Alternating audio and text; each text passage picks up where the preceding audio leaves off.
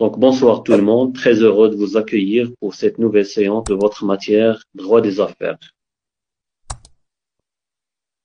Donc, sans tarder, j'aimerais juste rappeler ce que nous avons vu la dernière fois avant d'entamer deux axes très importants que nous allons voir aujourd'hui. Donc, la dernière fois, nous avons présenté les garanties légales ainsi que les garanties conventionnelles. Lorsque je dis garantie légale, ça veut dire toutes les garanties présentées par le législateur dans la loi 1595 à partir de l'article 159 et suivant. Lorsque je dis les garanties conventionnelles, c'est l'ensemble des garanties que les parties peuvent inclure dans le titre qui représente la créance, qui représente la dette, pour donner plus de confiance aux utilisateurs de ce titre, qui est la lettre de change. Donc aujourd'hui, on va voir la circulation de la lettre de change et le paiement de la lettre de change. Une fois cette lettre de change est bien confectionnée, lorsqu'il comporte toutes les mentions obligatoires que le législateur a exigées dans le code de commerce, lorsqu'il comporte toutes les garanties nécessaires pour donner confiance aux parties utilisateurs de ce titre, elle est maintenant prête à circuler. Donc, comment peut-elle circuler entre plusieurs personnes, entre plusieurs commerçants? Et une fois l'échéance est arrivée, comment peut-on se faire payer? Il s'agit de connaître les différentes formalités exigées par le législateur pour faire circuler une lettre de change et ensuite pour se faire payer.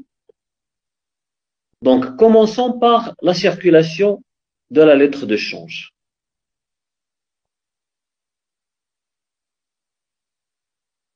Donc, la circulation de la lettre de change, normalement, toute lettre de change peut être transmise à une autre personne par voie d'endossement. Si je suis porteur légitime, si je suis bénéficiaire de la lettre de change, lorsque je dispose de cette lettre, je peux la transmettre la propriété ou bien donner procuration à une autre personne pour qu'il puisse l'utiliser en apposant une mention sur le dos et en signant.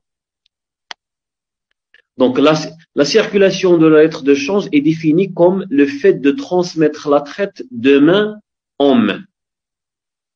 Le fait de transmettre la lettre de change de main en main. C'est une transmission matérielle du titre. Donc, en principe, toutes les lettres de change sont transmissibles par voie de l'endossement. À moins si les parties ont convenu que cette lettre est non endossable et non à ordre. D'accord? Donc, on peut endosser la lettre en apposant notre signature sur le dos, comme on peut ajouter une feuille qu'on appelle allonge et sur laquelle on transcrit une mention écrite qui porte pour le nom de la personne à qui on va donner la propriété du titre, plus notre signature. Donc, je répète, la lettre de change peut être endossée directement sur le dos de la lettre. Ou bien, il peut être endossé en utilisant une autre feuille sur laquelle on appose les signatures et le nom des personnes bénéficiaires. Donc, quelle est la condition maintenant? tout endossement doit être pur et simple. Ça veut dire, toute condition à laquelle il sera subordonné est réputée non écrite. À moins lorsqu'il s'agit d'un endossement à titre de procuration. Exemple, l'endossement partiel est nul, selon l'article 167. Ça veut dire, on ne peut pas endosser une partie du montant que comporte la lettre de change. Si une lettre de change comporte le montant de 1 million de dirhams, on ne peut pas endosser 500 000 et laisser les 500 000 chez nous. Parce que lorsqu'on endosse, on doit donner le titre. On procède à la transmission matérielle du titre. Donc, on ne peut pas le diviser en deux et donner la moitié et laisser chez nous la moitié. D'accord? Donc, exception, le tireur peut interdire la circulation du titre en apposant la mention non à ordre ou bien non endossable ou une expression équivalente. Donc, là, c'est possible. Donc, normalement, le titre doit être, ou bien la transmission doit être pure et simple. Si la transmission est interdite par une mention ajoutée par le tireur ou bien un endosseur, vous ne pouvez pas. D'accord?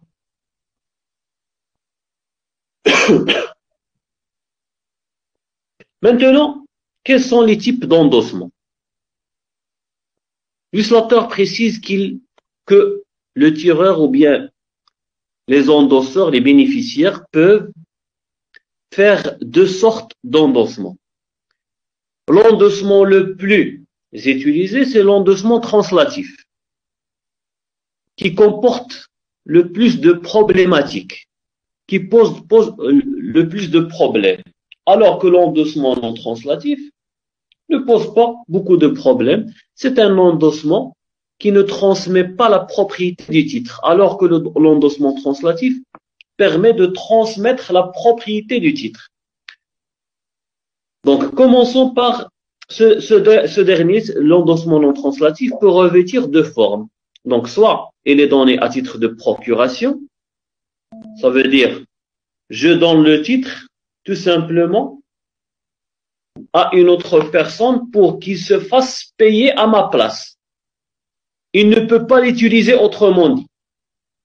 Alors que pour l'endossement translatif, là, vous avez le droit de le réutiliser et de l'endosser vous-même parce que vous avez la propriété du titre. C'est là toute la différence. L'endossement à titre de gage, lui aussi c'est un endossement non translatif et qui permet de donner le titre à titre de gage. Ça veut dire quoi de gage? De garantie. Je vous donne le titre comme garantie. Une fois je vais préparer l'argent que je vous dois, je vais vous donner l'argent et vous allez me rendre mon titre, ça veut dire ma lettre de change. Donc commençons par l'endossement translatif. Donc l'endossement translatif, ou bien à titre de propriété, comme je viens d'expliquer, est un endossement qui permet de transférer la propriété de la lettre en passant de l'endosseur à l'endossataire, qui est le nouveau bénéficiaire. Il existe dans ce cas trois types d'endossement translatif.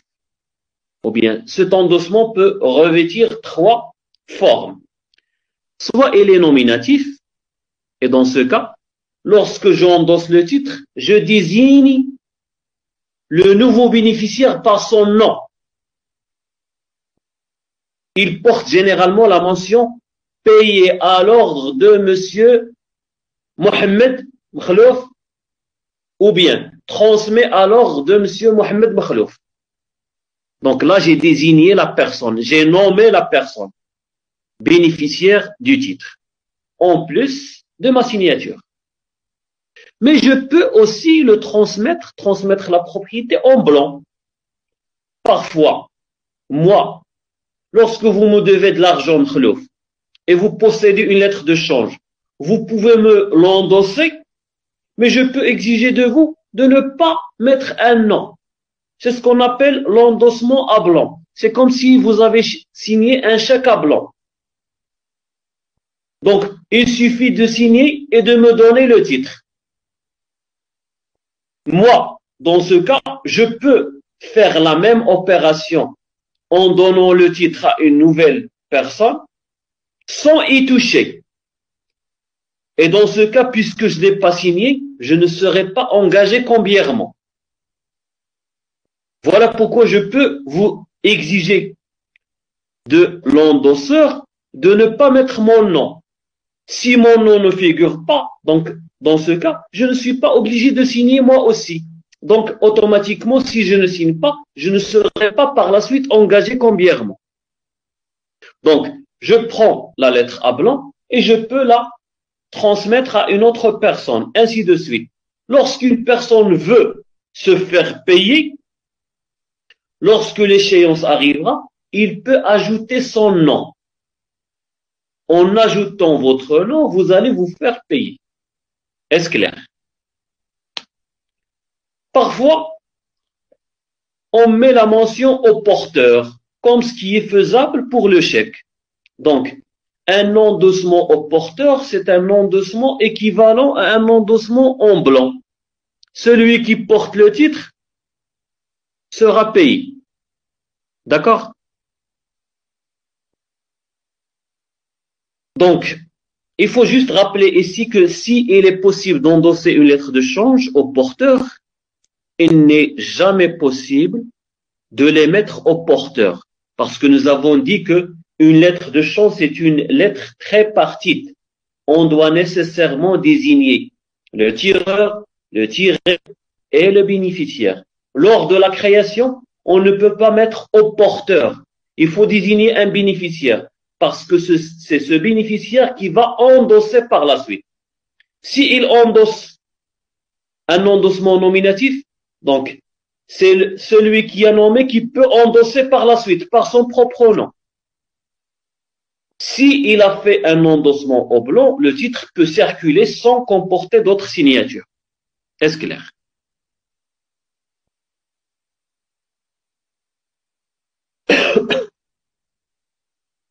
Donc, l'endossement translatif ou bien à titre de propriété peut intervenir au profit de plusieurs personnes.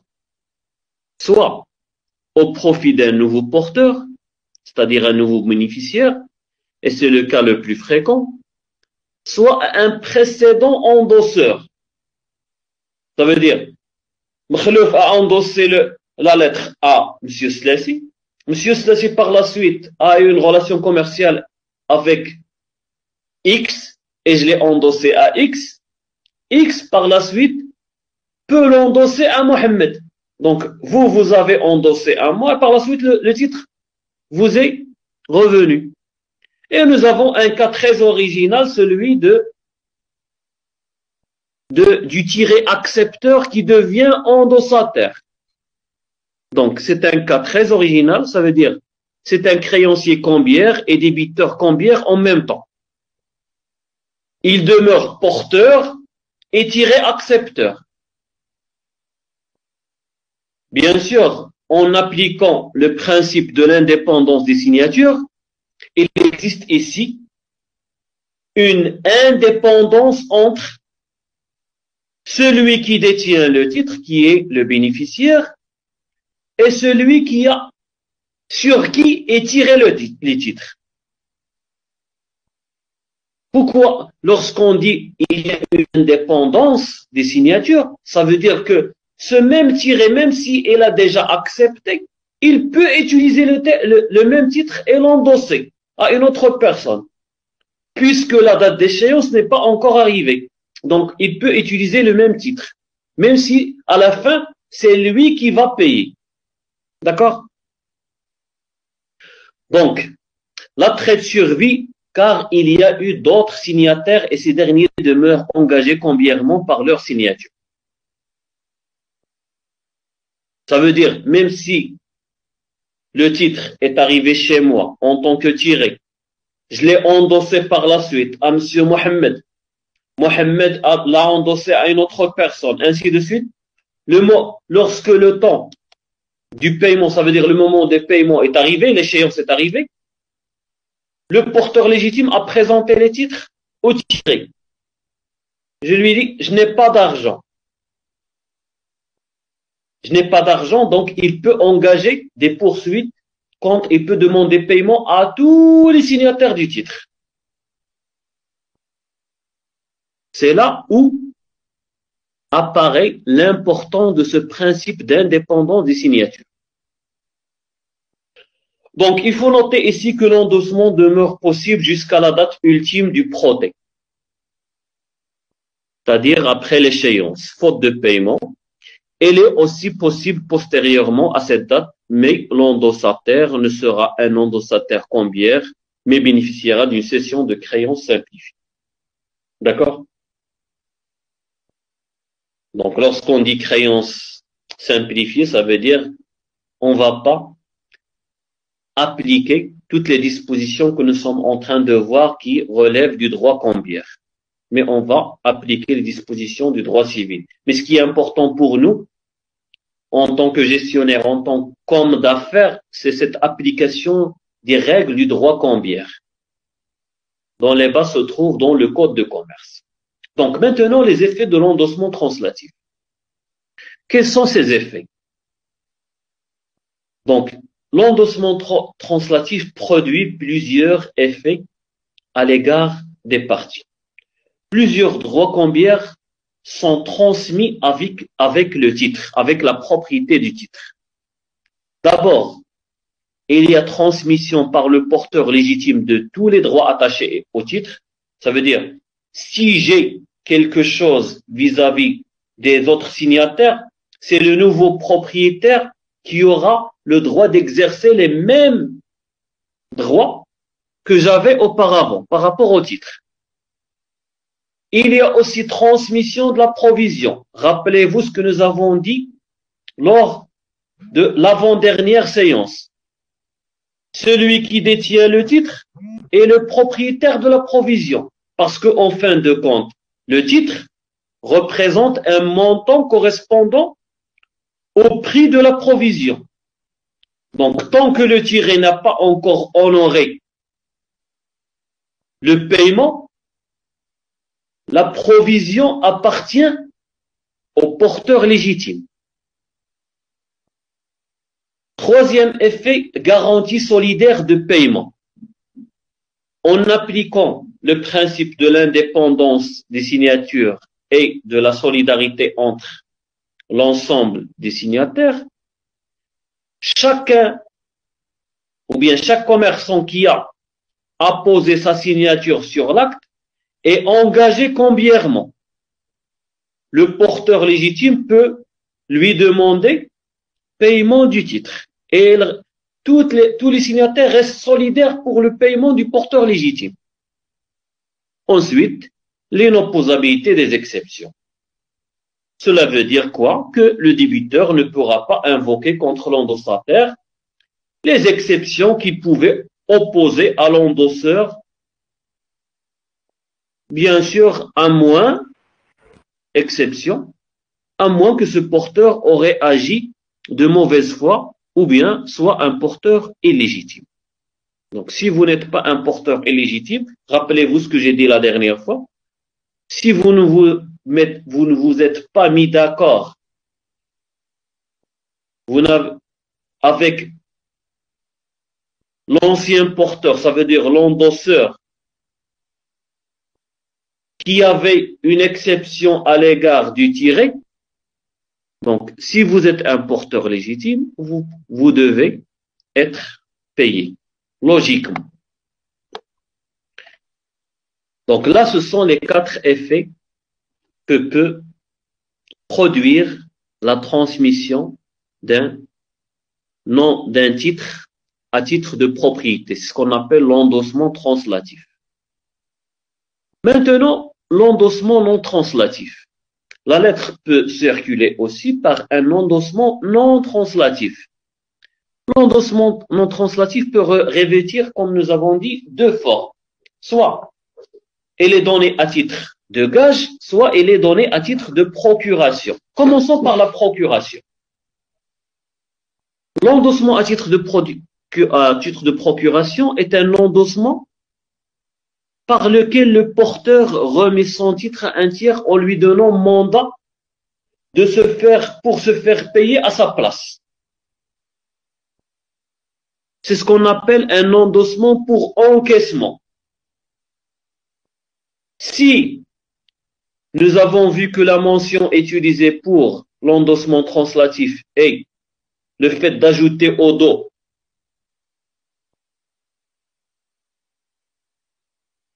payé à l'ordre de, transmis à l'ordre de, et si on écrit valeur en recouvrement, ou bien pour encaissement, ou bien par procuration. Donc, ce sont les mentions qu'on ajoute généralement pour donner le titre à un banquier pour se faire payer à notre place.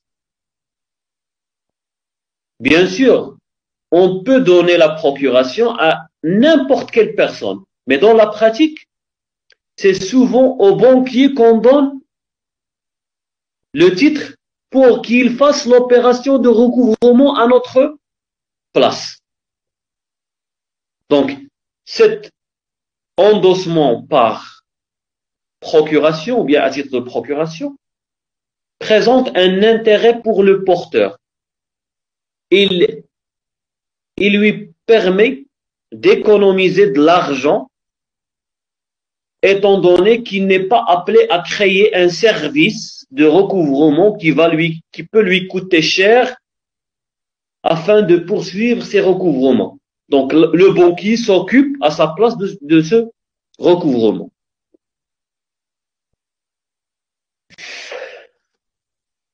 Donc, les effets de cet endossement à titre de procuration.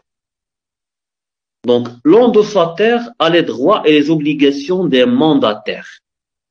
Une fois, je vous remets le titre, vous, en tant que mon mandataire, donc c'est un endossataire mandataire, vous avez les mêmes droits que tout mandataire comme il est stipulé dans le code civil, ça veut dire dans le Daïr des obligations et des contrats.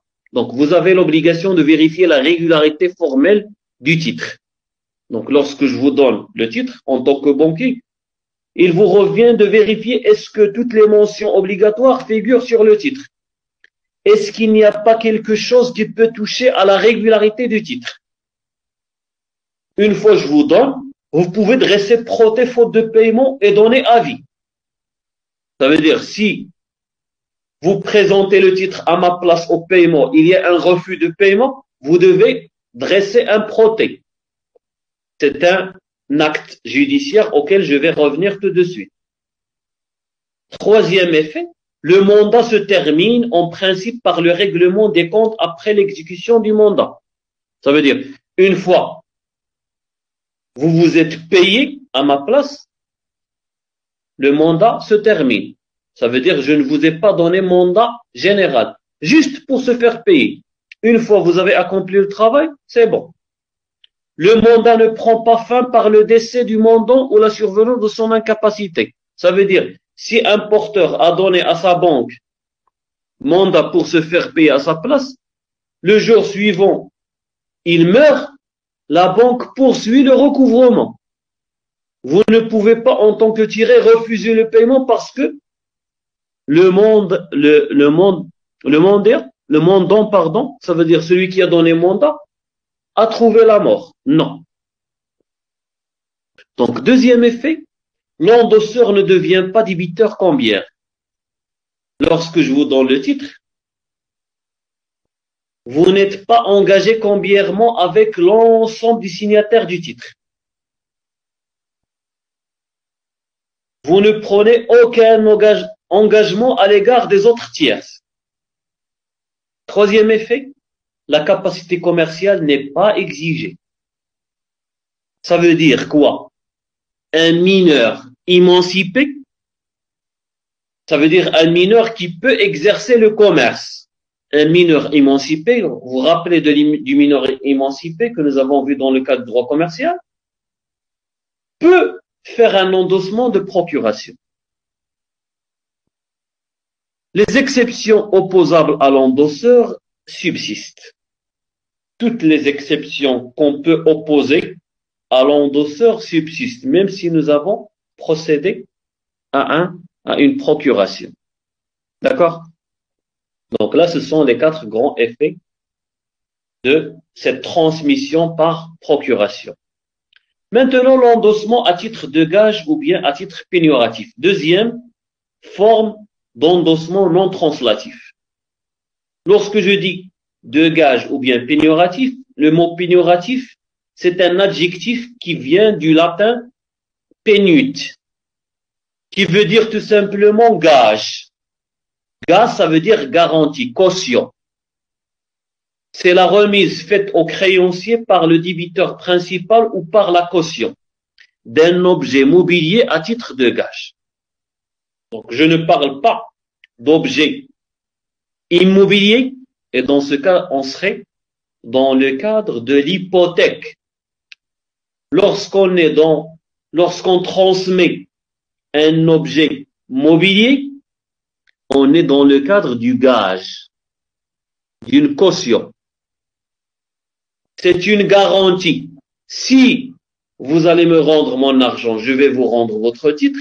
Si vous ne me remettez pas mon argent et l'échéance arrive, dans ce cas, oui, je peux procéder au recouvrement auprès du tiré.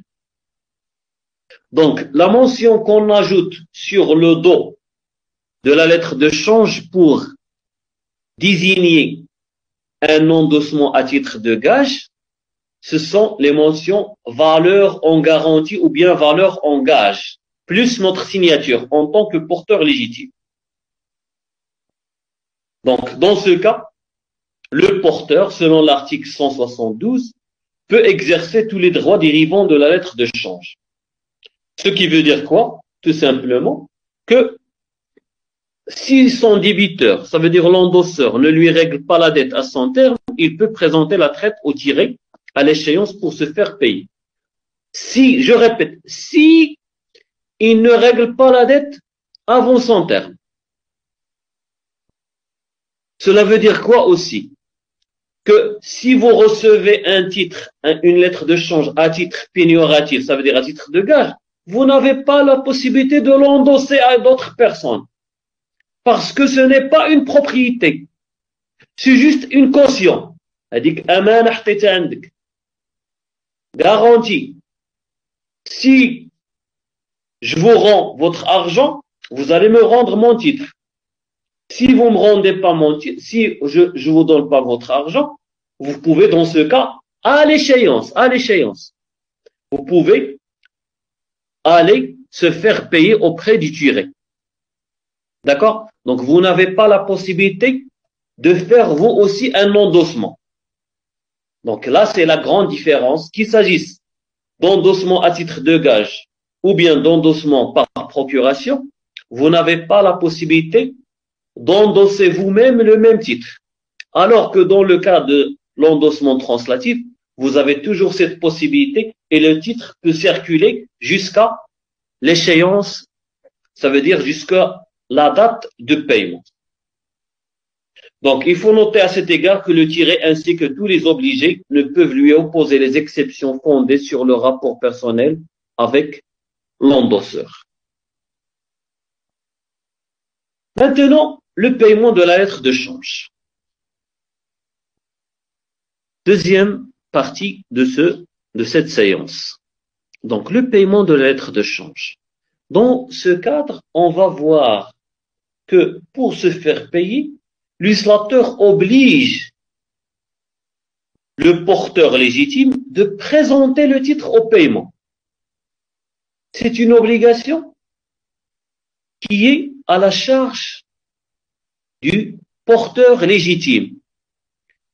Moi, en tant que tiré, je dois attendre que vous me produisez le titre pour que je puisse vous donner la contrepartie. Nous allons voir quelles sont les conséquences de ce défaut de présentation au paiement. Si vous ne présentez pas le titre au paiement, quels effets cela peut-il avoir? On va voir l'objet du paiement et les obstacles au paiement. Commençons par cette première obligation de présentation au paiement qui est à la charge du porteur, ou bien de celui à qui on a donné procuration. Donc, dans ce cadre, il faut rappeler que pour présenter le titre au paiement, il faut que l'échéance soit arrivée. Si la date de paiement n'est pas encore arrivée, on ne peut pas présenter le titre au paiement. Alors qu'on peut le présenter à l'acceptation. Moi, je suis dans là, je pars du paiement lorsque je veux recevoir l'argent. Donc, l'article 184, alinéa 1er du Code de commerce précise le porteur d'une lettre de change payable à jour fixe ou à un certain délai de date ou de vue doit présenter la lettre de change au paiement soit le jour où elle est payable, soit l'un des 5 jours ouvrables qui suivent. Donc, législateur a permis au porteur de présenter la lettre soit le jour où il doit être payé, soit les 5 jours suivants. Vous avez 5 jours après la date d'échéance pour présenter le titre au paiement. Passé ce délai, on va voir quelles sont les conséquences dans le grand P. L'article 184, alinéa 3, précise que la présentation d'une lettre de change à une chambre de compensation équivaut à une présentation au paiement. Équivaut à une présentation au paiement. Cela veut dire quoi? Que la présentation d'une lettre de change à une chambre de compensation, la chambre de compensation, auparavant, c'était une chambre qui était, c'est une chambre qui était réservée au sein de Banque al-Maghreb, des locaux de Banque al-Maghreb, où les banques se rencontrent pour échanger les effets qu'ils ont et les chèques qu'ils ont l'un contre l'autre. Maintenant, la chambre de compensation est virtuelle. Donc, lorsque vous présentez le titre à un banquier pour se faire payer à votre place, il scanne le titre, il le renvoie à une chambre de compensation virtuelle et par la suite, la banque reçoit l'image du titre, il fait confiance à ce titre, il se base sur cette image pour vous transmettre le montant d'argent correspondant à ce qui est transcrit sur la lettre de change. Donc, cela veut dire quoi? Autrement dit, vous n'êtes pas obligé d'aller se déplacer jusqu'au lieu où se trouve le compte bancaire du tiré ou bien où se trouve le lieu de domiciliation du tiré pour se faire payer. Une simple présentation à votre banque et l'opération est close. L'article 182, alinéa 1er, précise à son tour la lettre de change à vue est payable à sa présentation. Donc, puisque elle est à vue, ça veut dire qu'il ne comporte aucune date. Il doit être présenté au paiement dans le délai d'un an à partir de sa date, ça veut dire de sa date de création. Si elle est à vue, c'est comme le chèque. Si nous avons créé une lettre de change aujourd'hui, même si elle est à vue, ça veut dire à n'importe quel moment durant, à partir de ce moment jusqu'à, nous sommes le 8, jusqu'au 8 janvier 2022, vous pouvez présenter le titre au paiement. Donc, mais la loi précise, aussi cet article précise que le tireur peut abréger ce délai ou en stipuler un plus long. Ce qui veut dire que on applique le délai d'un an en l'absence d'une stipulation ou bien d'une convention passée entre les parties. Si le tireur a mentionné qu'il peut être payé au-delà de ce délai de 1 an, le législateur ne se pose pas. S'il précise que c'est une lettre de change à vue payable dans un délai de 5 mois, donc on doit présenter le titre dans ces 5 mois. D'accord? Donc il n'y a aucun obstacle à une convention ou bien une mention ajoutée par le tireur dans laquelle il abrège le délai d'1 an ou bien il allonge le délai d'1 an.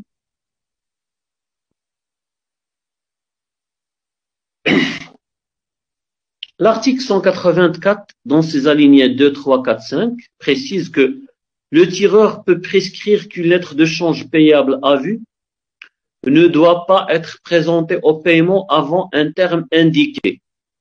Dans ce cas, le délai de présentation part de ce terme. Donc, il peut prescrire, le tireur peut ajouter une mention sur la lettre de change payable à vue. Qui ne doit pas être présenté au paiement avant un terme indiqué. Donc, elle est payable à vue, mais à partir, nous sommes le 8 janvier, à partir du 30 janvier. Donc, vous ne pouvez pas présenter la lettre avant le 30 janvier. Donc, après le 30 janvier, vous avez 1 an pour présenter la lettre à n'importe quel moment. L'alinéa 3 du même article précise que l'échéance d'une lettre de change à un certain délai de vue est déterminée soit par la date de l'acceptation, soit par celle du proté. Qu'est-ce qu'une lettre de change émise à un certain délai de vue? Ça veut dire, je précise sur la lettre, 30 jours de vue. Donc ces 30 jours commencent à courir à partir du moment où le tiré accepte. Ou bien s'il refuse l'acceptation lorsque le porteur légitime la présente, donc il établit un proté. C'est à partir de cette date de proté que commencent à courir les 30 jours. L'alinéa 4 du même article précise que, en l'absence de proté, l'acceptation non datée est réputée à l'égard de l'accepteur avoir été donnée le dernier jour du délai prévu pour la présentation à l'acceptation. Donc, si nous n'avons pas procédé à un proté, l'acceptation qui n'a pas été datée est réputée à l'égard de l'accepteur avoir été donnée le dernier jour du délai prévu pour la présentation à l'acceptation. Donc, lorsque j'ai présenté le titre à l'acceptation, là, celui qui doit accepter, ça veut dire le tiré, n'a pas mentionné la date. Donc, on va considérer que cette date d'acceptation, c'est le dernier jour où il doit être présenté à l'acceptation. Cinquième alinéa du même article précise que l'échéance d'une lettre de change tirée à un ou plusieurs mois de date ou de vue a lieu à la date correspondante du mois où le paiement doit être effectué. Si nous n'avons pas précisé la date du mois, ça veut dire à défaut de date correspondante, l'échéance a lieu le dernier jour de ce mois. Donc si j'ai dit mois de janvier, ça veut dire c'est le dernier jour. Si je n'ai pas précisé à quel jour exact du mois de juillet, par exemple.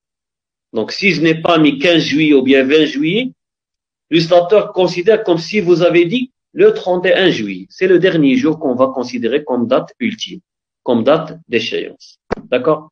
Donc, c'est comme ça que le législateur règle les problèmes, ou bien l'absence d'une date précise correspondant à l'échéance d'une lettre de change.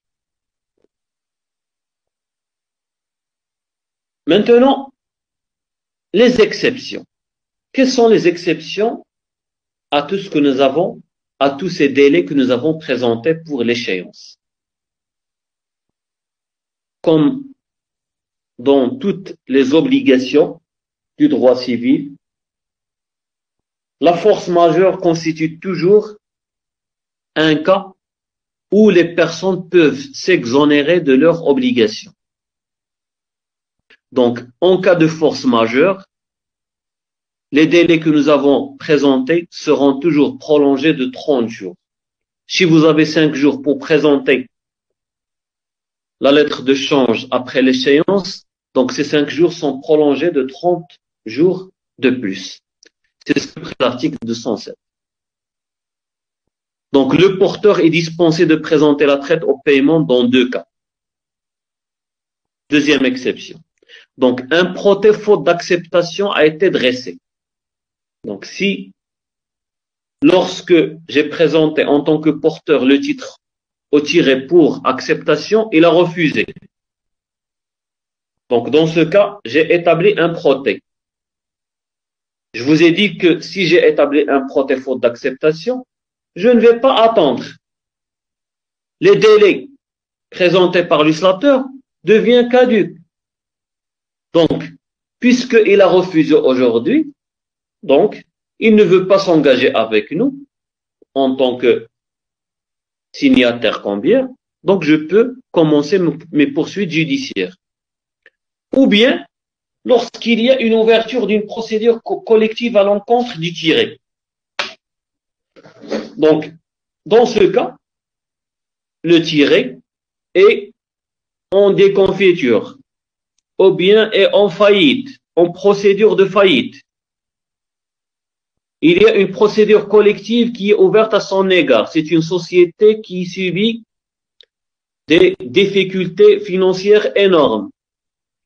Donc, dans ce cas, le porteur est dispensé de présenter la traite au paiement. À quoi bon va servir de présenter la lettre au paiement puisque celui à qui je dois présenter la traite ne va pas payer parce qu'elle est en procédure de redressement ou bien de faillite. D'accord? Maintenant, le lieu de présentation. Où doit-on présenter le titre au paiement? Normalement, je vous ai dit que le titre comporte un lieu de domiciliation. C'est le domicile du tiré, ou bien la domiciliation de son compte bancaire. Donc, dans la pratique, c'est le domicile, c'est sa domiciliation bancaire. Ça veut dire là où il a son compte bancaire. Là, c'est son domicile. Puisque ici, on parle d'une créance quérable. Qu'est-ce qu'une créance quérable?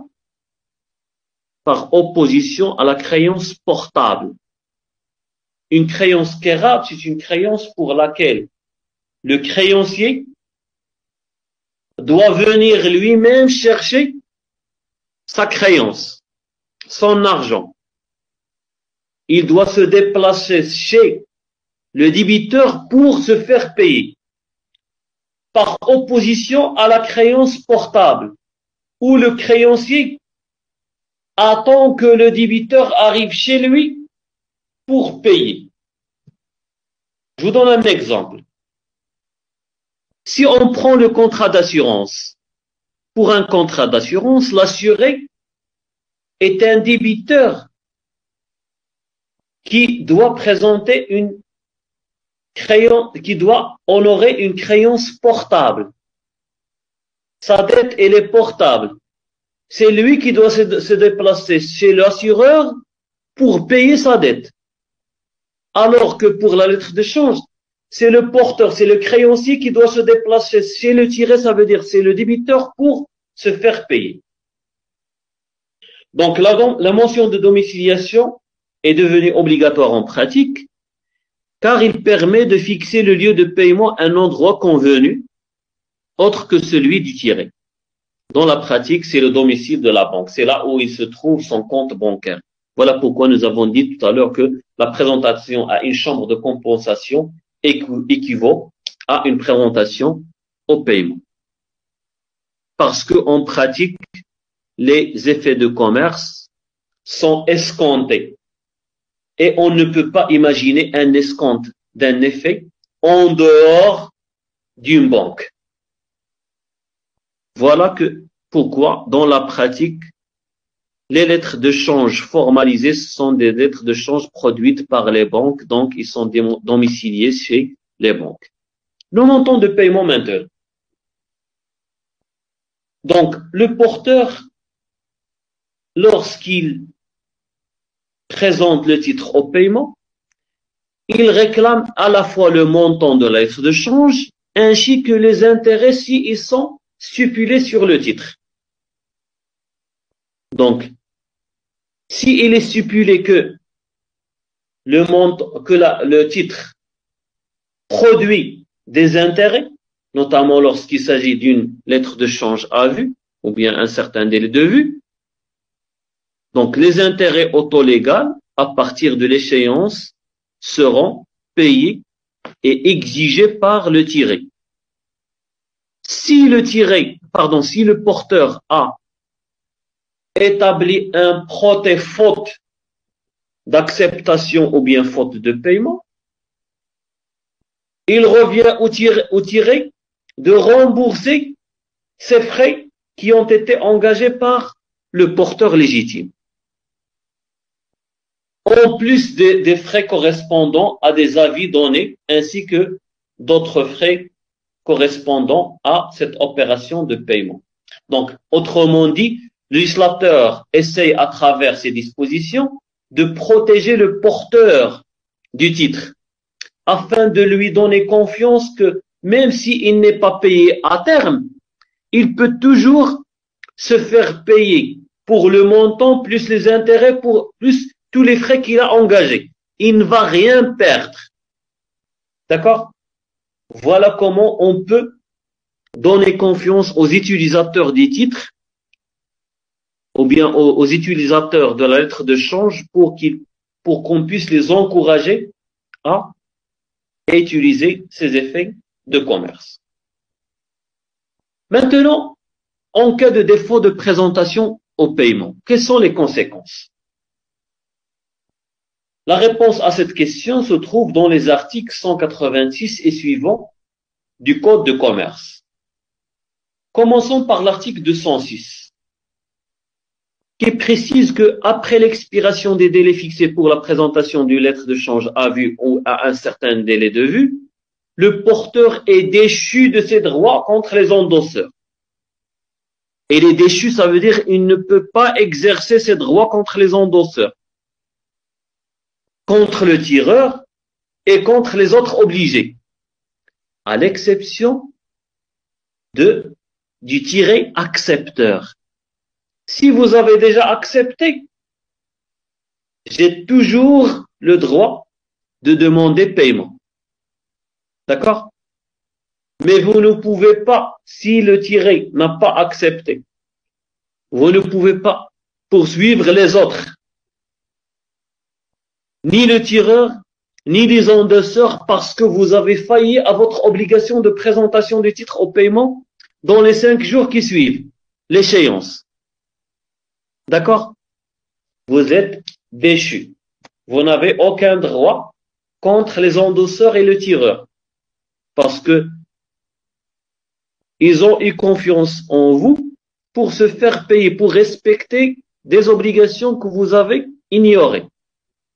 Deuxième conséquence, le porteur peut engager sa responsabilité civile si sa négligence a causé un préjudice à un ou plusieurs signataires de la traite. Si à cause de votre mauvaise ou bien mauvais comportement, parce que vous n'avez pas respecté les délais qui sont de 5 jours après l'échéance, donc vous avez causé un dommage à un endosseur, à un autre signataire, ce même signataire peut vous poursuivre en justice pour responsabilité civile. Donc, à défaut de présentation, le débiteur d'une lettre de change a faculté, ou bien à la faculté de consigner le montant au secrétariat greffe du tribunal de son domicile aux frais, risques et périls du porteur. C'est ce que précise l'article 188. Donc, moi, en tant que tiré de bonne foi, au lieu d'attendre que le porteur légitime vienne pour me demander paiement, si il a failli à son obligation, moi, en tant que tiré de bonne foi, je peux me déplacer au tribunal et déposer, puisque personne ne s'est manifesté pour me demander paiement. Mais je sais que j'ai un titre que j'ai déjà accepté, donc je dois de l'argent à quelqu'un. Donc je vais me déplacer au tribunal pour déposer l'argent dans un compte. Donc il y a le tribunal, le secrétariat greffe. Donc je vais déposer le montant au secrétariat greffe du tribunal.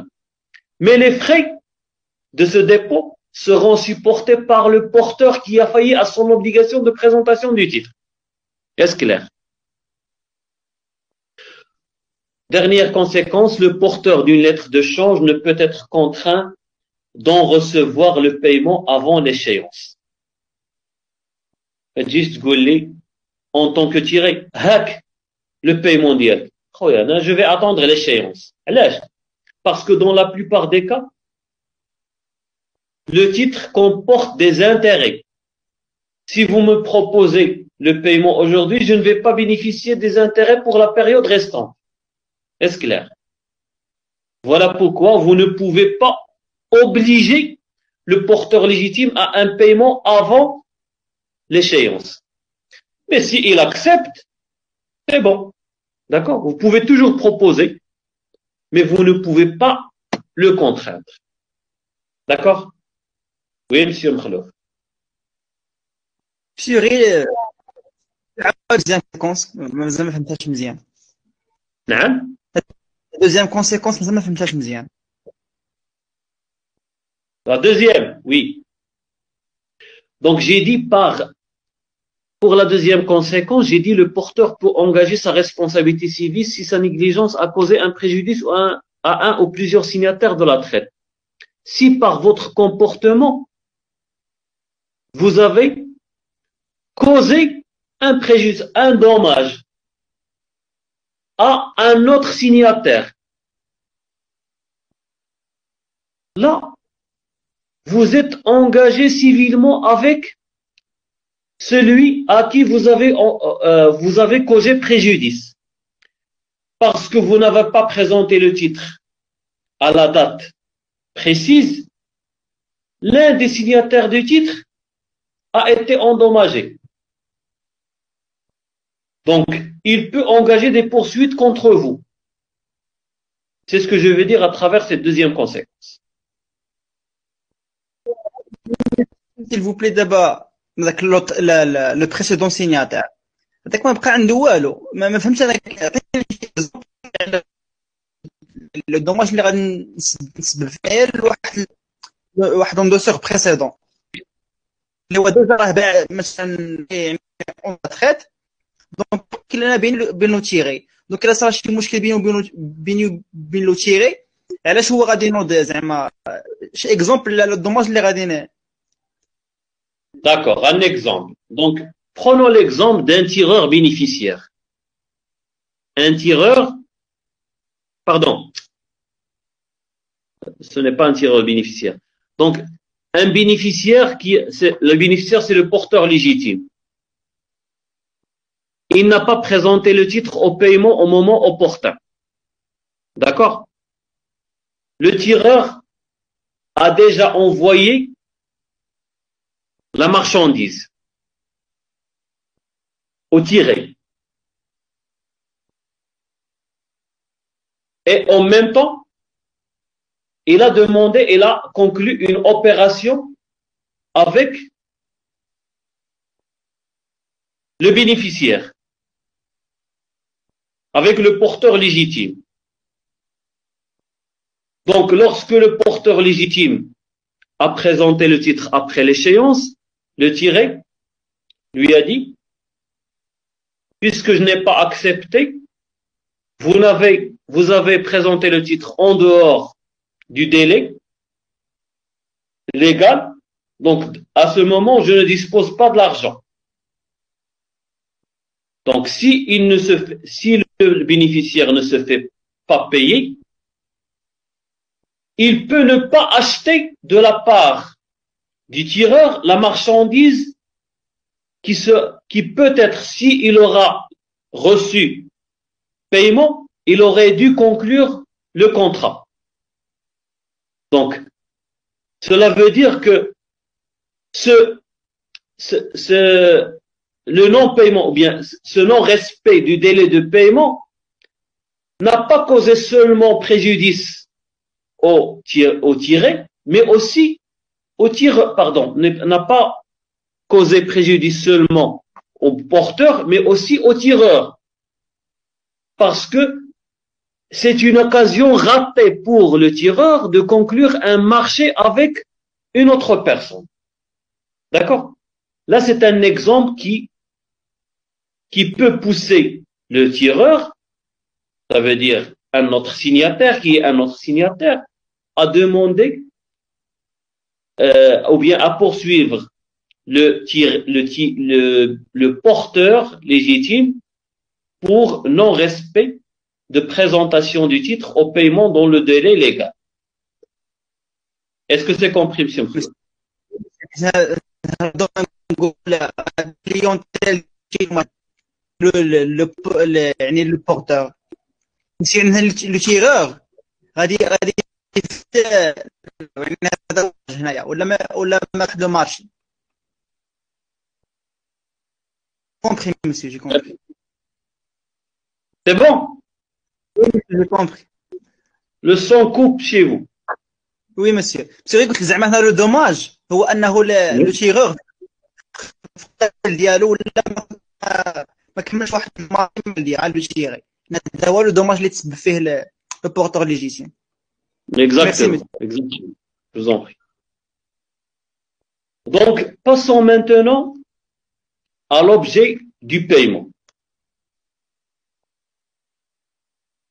Donc, l'objet du paiement. Le paiement, comme nous avons dit, rappelez-vous, si vous vous rappelez avec moi, nous avons dit que le paiement peut être partiel. Contrairement au droit commun, qui ne permet pas un paiement partiel, le droit cambiaire permet le paiement partiel. Ça veut dire une partie de la somme que comporte le titre. Il oblige même le porteur légitime d'accepter le paiement partiel. Si vous avez un titre qui comporte 1 million de dirhams et vous l'avez présenté au paiement, le tiré vous dit que j'ai seulement 800 000. Vous allez lui dire non, je refuse, soit la totalité, soit non. Vous n'avez pas le droit.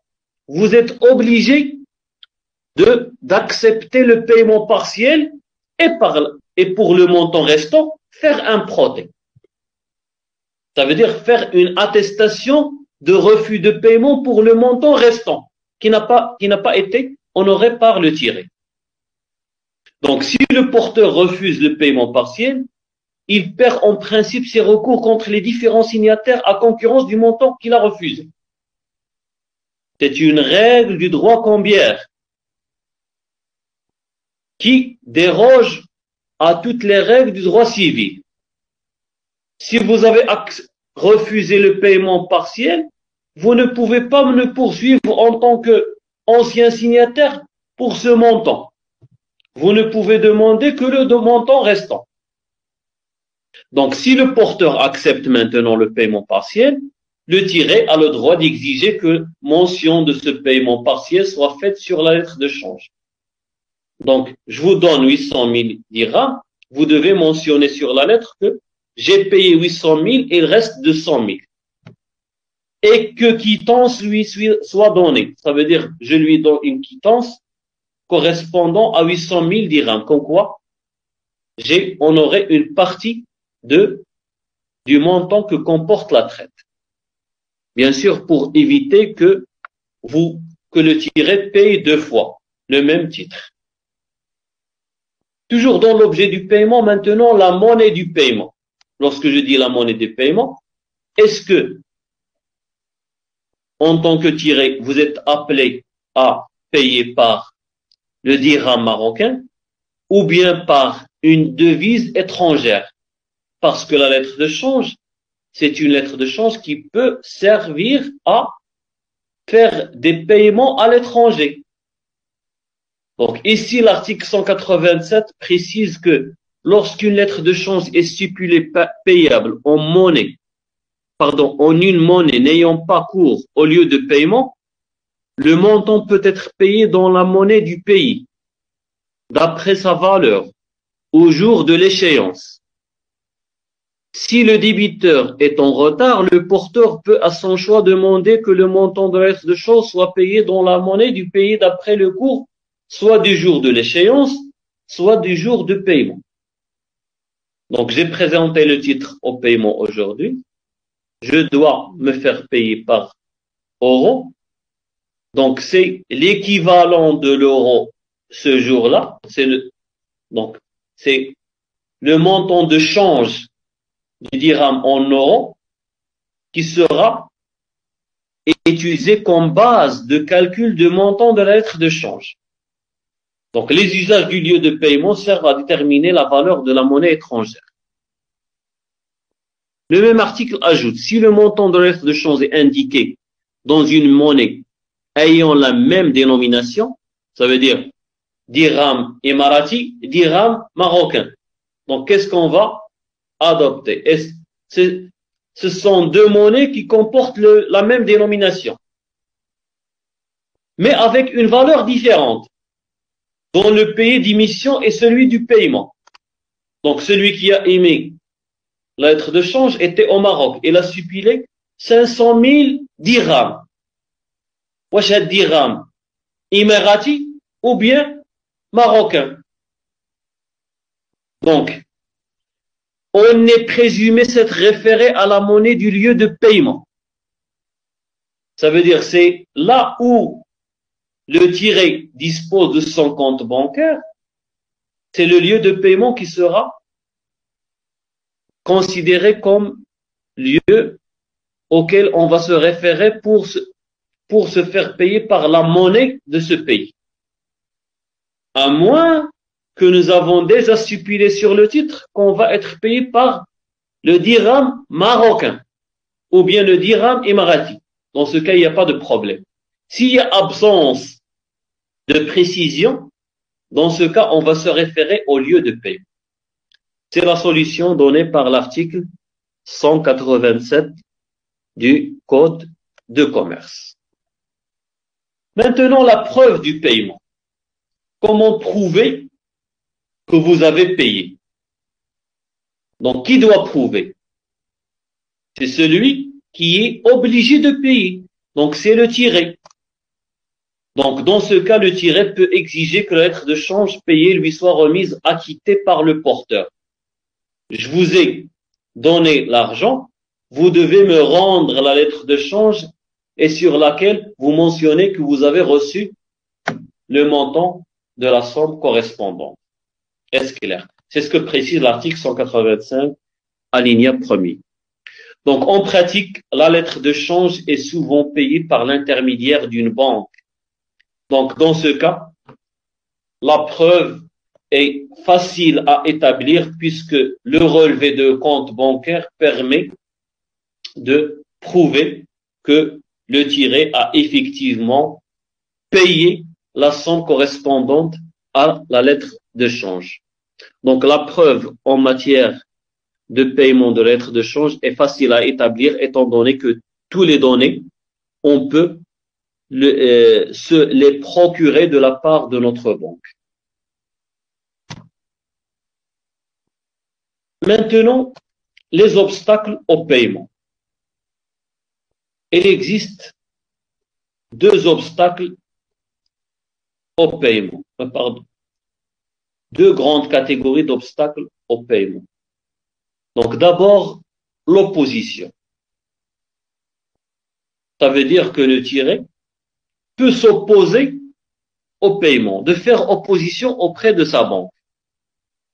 Vous avez sûrement entendu des oppositions que les commerçants ou bien les particuliers utilisent lorsqu'ils perdent un chèque. Si vous avez perdu un chèque ou bien un chéquier, vous pouvez aller chez votre banque et faire opposition parce que il y a une perte ou bien un vol de votre carnet de chèque ou bien de votre chèque. Donc, normalement, la loi interdit de faire opposition au paiement sauf dans 3 cas. Perte, vol ou bien règlement judiciaire du porteur. Dans ce cas, il appartient au porteur ayant perdu le titre de faire opposition auprès du tiré afin d'empêcher le paiement du titre à tout porteur illégitime. Ça veut dire celui qui a trouvé le titre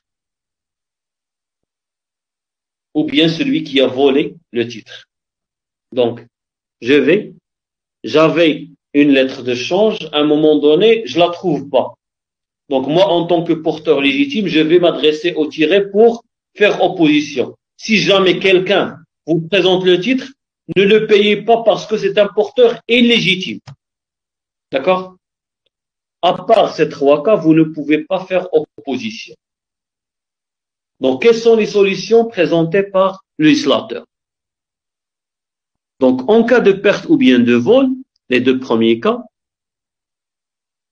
l'article 190 précise que celui à qui il appartient peut en poursuivre le paiement sur une 2e, 3e, 4e fois en donnant caution, à condition que la lettre de change ne soit pas acceptée. Vous avez compris, Mkhelou? Bien sûr que non. N'est-ce pas? Donc, votre caméra est bloquée.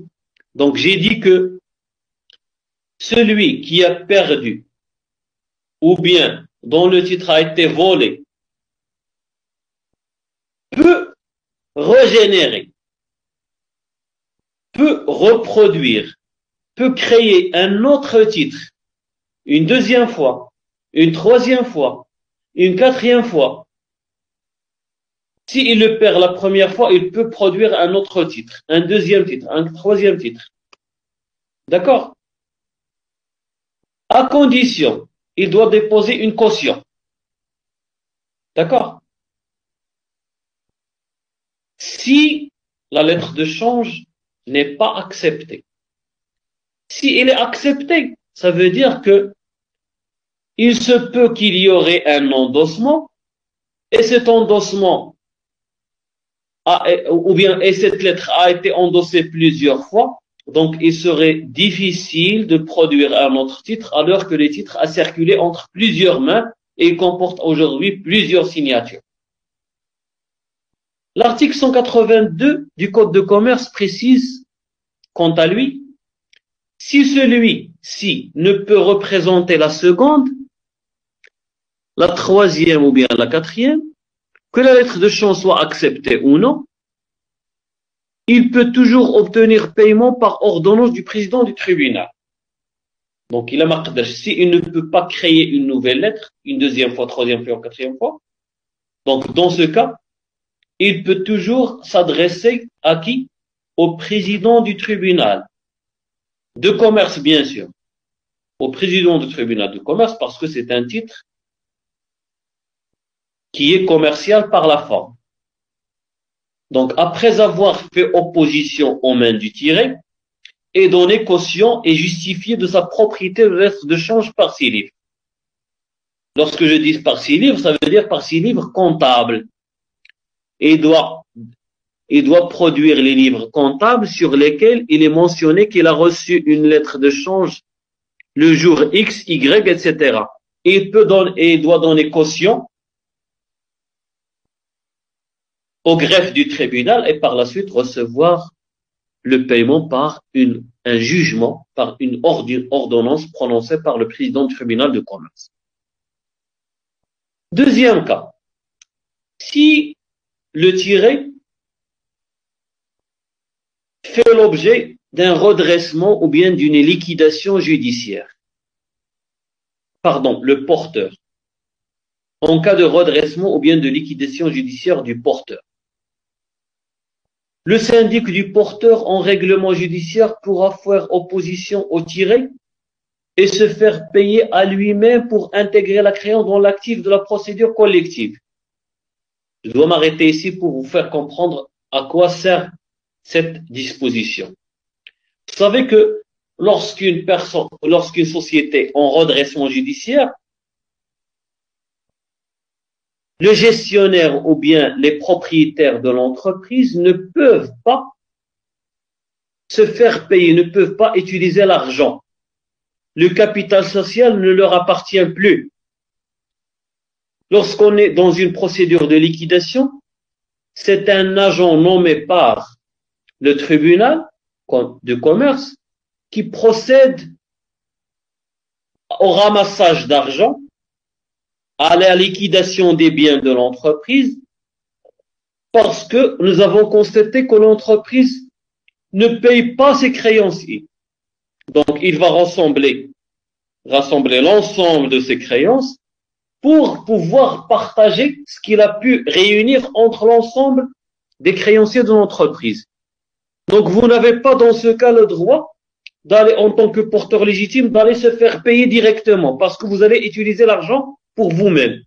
Mais vous devez donner le titre au syndic de faillite, à cet agent qui s'occupe de la liquidation de l'entreprise, pour qu'il fait intégrer le montant de l'argent que vous allez recevoir, que normalement vous devez recevoir de la part du tiré, pour par la suite, lorsqu'il va ramasser tous les biens de l'entreprise, il va partager ses biens entre les créanciers au prorata. Est-ce clair? Bien. Donc voilà pourquoi, lorsqu'on est en redressement judiciaire, on ne peut faire opposition nous-mêmes. Maintenant,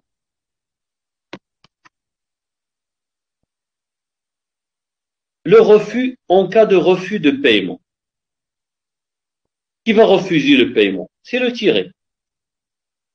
Si le tiré refuse à l'échéance de vous faire payer, dans ce cas, vous devez, en tant que la loi vous oblige, avant de passer aux poursuites judiciaires, avant d'aller au tribunal, de dresser un protêt, faute de paiement, et non pas un protêt, faute d'acceptation.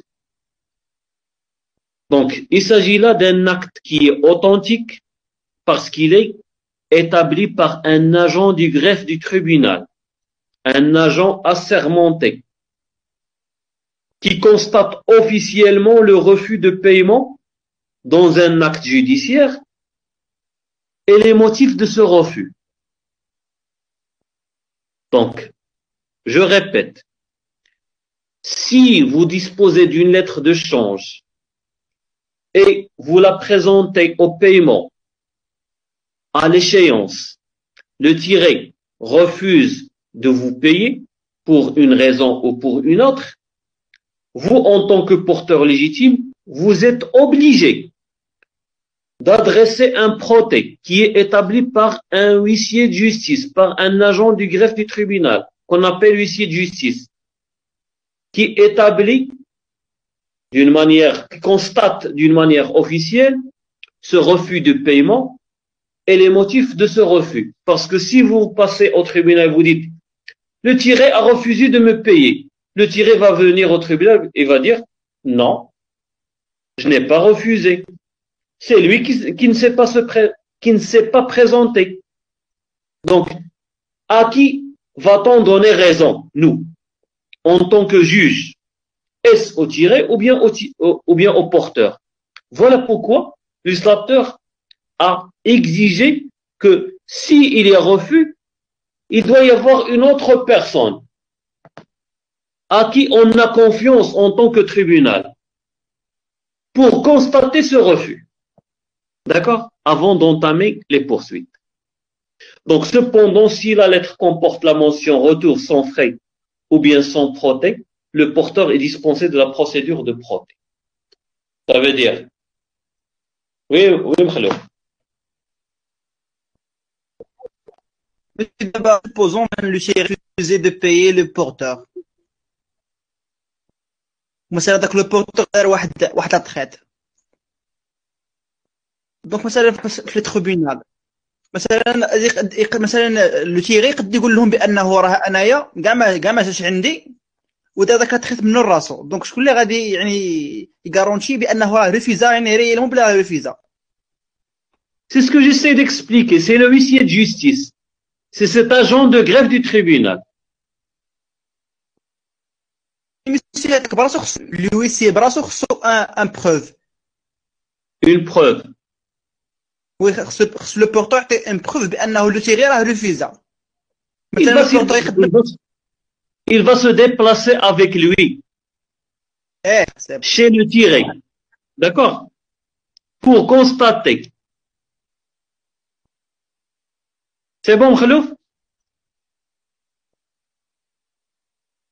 Donc, il va se déplacer chez le tiré pour constater le refus de paiement.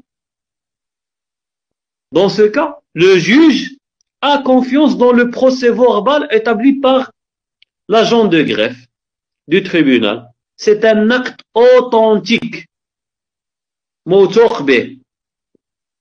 Donc, l'exception, c'est lorsque le tireur ou bien un endosseur a ajouté la mention retour sans frais ou bien sans proté.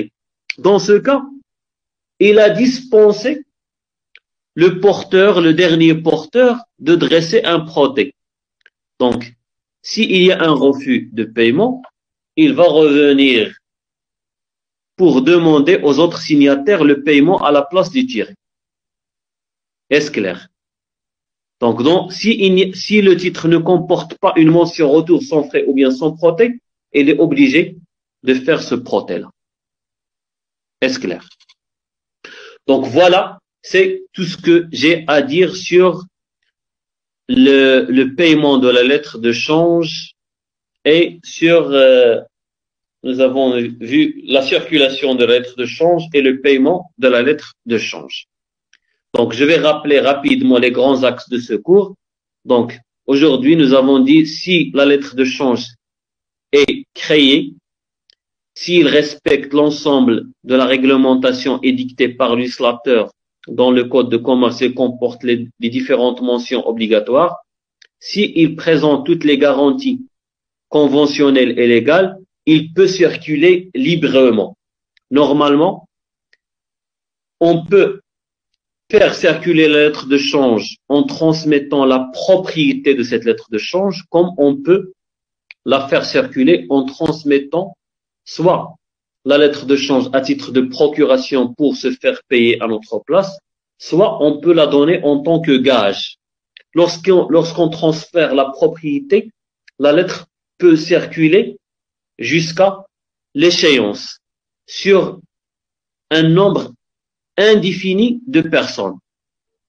Lorsque la lettre de change est donnée à titre de procuration ou bien de gage, celui qui reçoit le titre n'a pas la possibilité de l'endosser à une autre personne. Pour ce qui est du paiement, nous avons dit que pour se faire payer, il faut d'abord présenter la lettre au paiement. C'est une créance quérable. Le créancier doit se déplacer chez le tiré pour recevoir paiement. Donc, si vous avez failli à cette obligation de présentation, vous êtes déchu d'un certain nombre de droits et vous perdez vos droits que vous procure le droit cambiaire pour poursuivre les autres signataires. Je vous ai dit aussi que lorsqu'il y a un refus de paiement, il faut établir un proté. Donc, une fois le proté établi, vous pouvez entamer les poursuites judiciaires. Donc voilà, j'ai résumé en 4-5 phrases ce que j'ai présenté aujourd'hui. J'espère que vous avez compris. Je reste à votre disposition, comme je dis tout le temps, pour toute information complémentaire. N'hésitez pas à me contacter par écrit, par un message écrit, et je suis prêt à vous répondre. Donc, cela dit, je vous dis Merci de votre attention, merci de votre écoute, merci Mohamed pour votre participation. On se donne rendez-vous la semaine prochaine, même heure, même endroit. À très bientôt. Donc, merci de votre attention.